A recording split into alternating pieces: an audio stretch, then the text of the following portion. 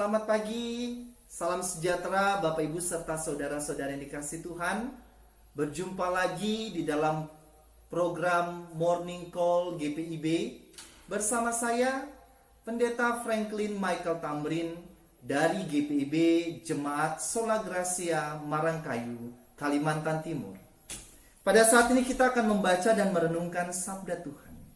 Tetapi sebelumnya, mari kita bersama-sama satu di dalam doa. Mohon pimpinan dan penyertaan Roh Kudus. Mari kita berdoa. Allah Bapa di dalam sorga yang kami sembah dalam nama Tuhan Yesus. Kami mengucap syukur atas nafas kehidupan yang Tuhan boleh berikan bagi kami di pagi hari ini. Di pagi hari ini pula Bapa, kami akan membaca dan merenungkan sabda Tuhan. Di tengah-tengah keterbatasan kami mohon tuntunan penyertaan Roh Kudus. Memberikan kami kemampuan, hikmat, dan pengertian, sehingga kami pun mampu untuk mengerti, memahami, bahkan melakukan firman ini secara nyata dalam kehidupan kami sehari-hari. Bersabdalah bagi kami ya Bapa, karena kami anak-anak-Mu siap untuk mendengarkannya. Di dalam nama Tuhan Yesus kami berdoa. Amin. Pembacaan Alkitab di pagi hari ini terambil dari Roma pasal 12 ayat 9 hingga ayatnya yang ke-10 yang menyatakan bagi kita demikian. Hendaklah kasih itu jangan pura-pura. Jauhilah yang jahat dan lakukanlah yang baik. Hendaklah kamu saling mengasihi sebagai saudara dan saling mendahului dalam memberi hormat. Demikianlah pembacaan Alkitab, terpujilah nama Tuhan. Saudara-saudara yang dikasihi Tuhan, tema yang akan kita renungkan di pagi hari ini adalah mengasihi dengan tulus. Ada satu lagu yang cukup populer di era tahun 80 hingga 90-an, karya musisi Ian Antono yang sering dinyanyikan oleh artis Nicky Astria ataupun Nika Ardila. Judul lagu tersebut adalah Panggung Sandiwara. Saya yakin Bapak Ibu sering mendengarnya atau suka mendengarnya. Salah satu lirik dalam lagu tersebut mengatakan demikian. Setiap insan punya satu peranan yang harus ia mainkan. Ada peran wajar dan ada peran berpura-pura. Lagu ini ingin menggambarkan bahwa di dalam dunia ini bagaikan panggung sandiwara. Setiap insan yang hidup di dunia ini punya satu peranan yang harus ia mainkan. Demikian halnya dengan kita semua. Saya yakin kita semua punya peranan yang harus dimainkan, baik itu di tengah keluarga, di tengah pekerjaan dan usaha kita, di tengah-tengah pendidikan sekolah kita, atau bahkan di tengah-tengah kehidupan berjemaat dan bergereja. Yang menjadi pertanyaannya adalah, apakah peranan yang kita mainkan? Apakah peranan yang membawa damai sejahtera dan keharmonisan? Atau sebuah peranan yang membawa pada kekacauan atau ketidakharmonisan? Apa pula peranan di tengah-tengah keberadaan kita? Apakah peranan yang wajar ataukah peranan yang penuh dengan kepura-puraan dan tipu muslihat? Ketika kita memahami, kita memainkan peranan yang wajar, maka kita pun melakukan segala sesuatu memang benar-benar lahir dari hati. Tidak ada permainan. Kita melakukan kebenaran karena itulah yang memang harus kita lakukan. Kita mengasihi sesama kita karena itu memang lahir dari hati. Itu juga yang diajarkan Kristus bagi kita, yang harus kita teladankan dalam kehidupan kita. Kita melakukan segala sesuatu karena itu adalah bentuk kewajaran dan kebiasaan kita. Ataukah kita melakukan sesuatu dengan segala kepura-puraan? Ada muslihat, topeng dan tameng di segala tindak tanduk kita. Saya melakukan segala sesuatu termasuk kebaikan dan mengasihi sesama. Ada maksud tersembunyi di balik itu semua. Sama halnya Bapak Ibu ketika Paulus mengirimkan surat kepada jemaat di Roma. Ada satu pergumulan di tengah-tengah jemaat itu. Ada ketidakharmonisan dan ada ketidakakuran antara orang-orang Kristen yang ada di sana, terutama orang Kristen Yahudi dan orang Kristen non-Yahudi. Masing-masing dari mereka menekankan kebenaran mereka. Masing-masing pun dari mereka menekankan keistimewaan mereka. Tidak cocok dan tidak ketemu satu dengan lainnya. Di tengah-tengah pergumulan ini, Paulus ingin menekankan dan menyapa jemaat di Roma, terkhusus pembacaan kita pada saat ini. Kata kunci di tengah-tengah perbedaan yang ada adalah kasih yang mengikat dan menyatukan. Pertanyaannya, kasih yang bagaimana dan seperti apa? Paulus mengharapkan jemaat di kota Roma mempraktekkan praktek kasih yang tidak berpura-pura. Kasih yang sejati. Kasih yang memang benar-benar lahir dari hati. Kasih yang bukan hanya sekedar permainan sandiwara belaka. Yang dibaliknya penuh dengan konflik kepentingan. Yang dibaliknya penuh dengan tipu muslihat. Yang dibaliknya mengharapkan imbal atau balas jasa. Saya melakukan kebaikan karena saya menuntut di kemudian hari kebaikan orang itu. Bukan kasih seperti itu yang diharapkan oleh Paulus, tetapi kasih yang memang tulus tanpa mengharapkan fulus. Kasih yang memang benar-benar lahir dari hati, yang menganggap saudara yang satu dengan yang lainnya sebagai satu keluarga, saudara di dalam Tuhan. Paulus pun mengatakan bahwa jikalau kita memahami tentang kasih itu, kita tahu membedakan mana yang baik dan mana yang jahat. Jikalau kita tahu bahwa itu yang baik, itu adalah sebuah kebaikan, maka lakukanlah itu, nyatakanlah itu, jangan ditahan-tahan bagi sesama kita.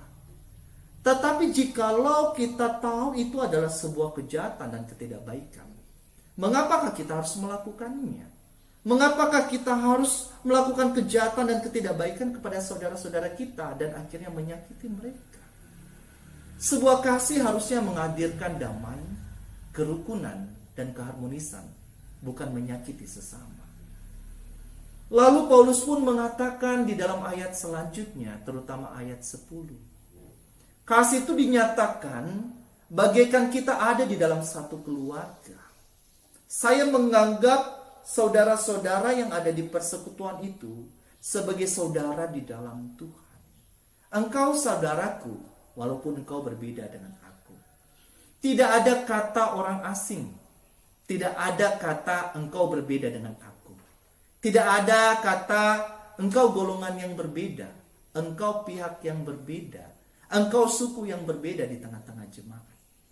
Ketika kita menyadari hadir di tengah-tengah jemaat, maka kasih yang mengikat itu menyatakan bahwa engkau, aku walaupun berbeda, kita semua adalah saudara di dalam Tuhan.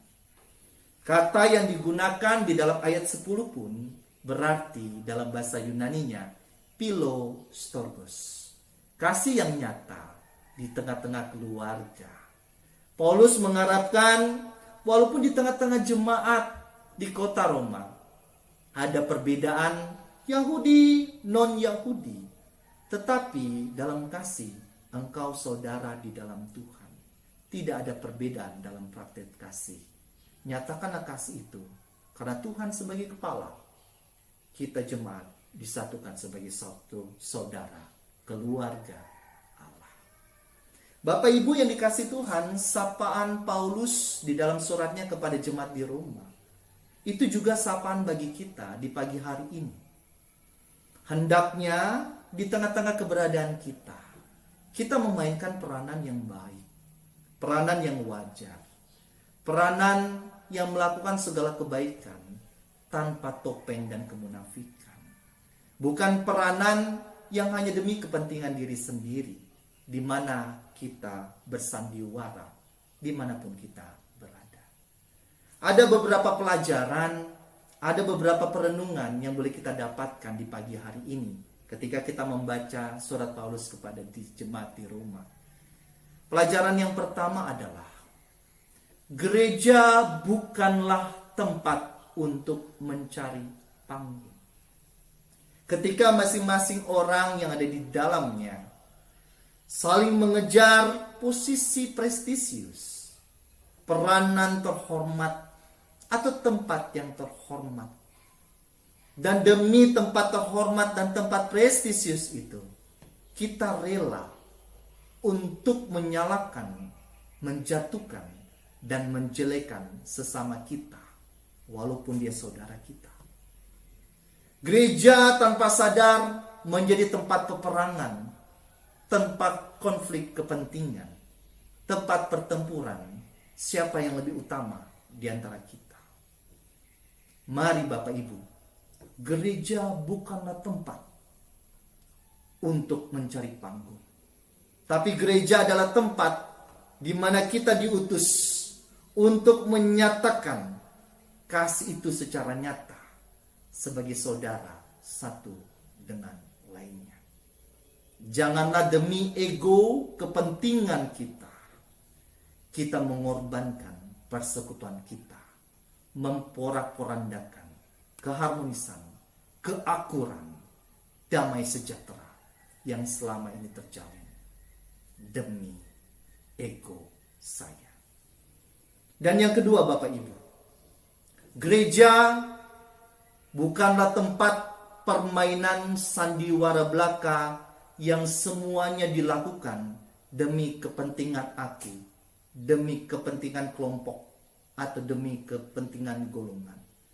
Di mana demi kepentingan itu kita rela untuk memecah-mecah jemaat, menyakiti sesama kita. Segala sesuatu yang kita lakukan, bahkan kebaikan, kasih, dan segala sesuatu yang baik, itu hanyalah topeng bagi kita di balik segala kepentingan dan muslihat, bahkan tipu daya kita. Gereja adalah tempat di mana masing-masing orang di dalamnya saling memberikan, menguatkan, dan mempraktikkan kasih yang tulus dan ikhlas, tanpa topeng, tanpa muslihat, tapi lahir dari hati.